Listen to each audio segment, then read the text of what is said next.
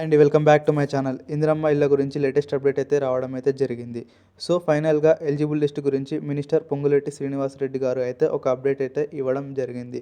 So ఈ update ఏందో ఈ వీడియోలో క్లియర్గా ఎక్స్ప్లెయిన్ చేస్తాను. సో వీడియోలో వెళ్ళే ముందు వీడియోని లైక్ చేయండి, అలానే ఛానల్ని సబ్స్క్రైబ్ చేయండి, అందరితో పాటు వీడియోని షేర్ చేయండి.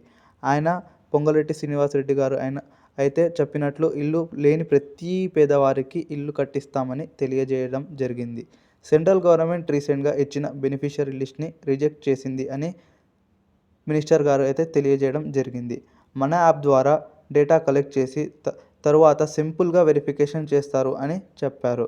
ఇందిరమ్మ ఇళ్ళకి ఫండ్స్ రిలీజ్ చేయడంలో కేంద్ర ప్రభుత్వం అయితే కోఆపరేషన్ అయితే ఇవ్వట్లేదు అని చెప్పారు. కానీ స్టేట్ గవర్నమెంట్ తన నిధులతో ఇల్లు కట్టిస్తుందని మినిస్టర్ గారు అయితే తెలియజేయడం అయితే జరిగింది.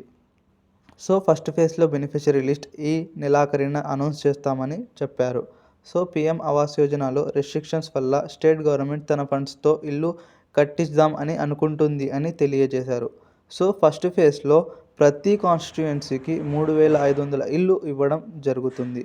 అండ్ జియో ట్యాగింగ్ వల్ల ఇంటి నిర్మాణంలో ఎవరు కరప్షన్ చేయలేరు అని కూడా మినిస్టర్ గారు అయితే చెప్పడం జరిగింది. So PM Awas Yojana urban ఏరియాలో ఉన్న వాళ్ళకి 1,00,000 రూపాయలు ఇల్లు శాంక్షన్ అయ్యాక గవర్నమెంట్ అయితే ఇస్తుంది అని కూడా చెప్పారు. అండ్ ఎలిజిబుల్ లిస్ట్ని ఈ నెల ఆఖరిన రిలీజ్ చేస్తామని కూడా చెప్పడం అయితే జరిగింది. సో మీకు ఈ వీడియో నచ్చింటే వీడియోని లైక్ చేయండి, ఛానల్ని సబ్స్క్రైబ్ చేయండి. మరిన్ని అప్డేట్